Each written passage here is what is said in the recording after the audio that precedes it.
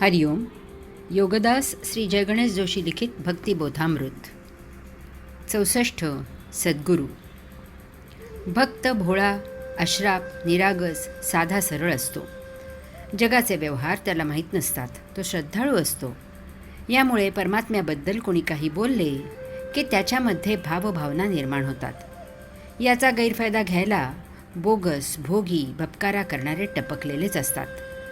ते अशांना धार्मिक विधी, सोपस्कार, मंत्रतंत्र इत्यादी प्रकाराचे महत्त्व सांगतात. वर असेही सांगतात की यासाठी तुम्हाला काहीही करायचे नाही. तुम्ही जोडप्याने फक्त हात जोडून शांत बसा, बाकी सर्व मी करतो. तुम्हाला याची प्रचिती येईल. पहाच तुम्ही. अन्य गोष्टींमध्ये कष्ट घेण्यापेक्षा हे विनात्रास आणि चटकन फळ देणारे आहे. तेवढी पूजा, विधी इत्यादींसाठी अमुक खर्च येईल तेवढा करा, बाकी माझ्यावर सोपवा. समोर त्याचा बगल बच्चा बसलेला असतो. तो रसभरीत वर्णन करून भक्ताला मोहात पाडतो. जगाचा व्यवहार असाच आहे. आपल्याजवळ नकली नोट आली तर आपण ती प्रथम खर्च करतो. खरी नोट जपून ठेवतो. ती केव्हाही वापरता येते.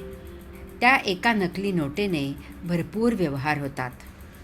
लोक प्रथम विनाकष्ट गोष्टींना प्राधान्य देतात. त्याने नैराश्य आले की सद्गुरूकडे जातात.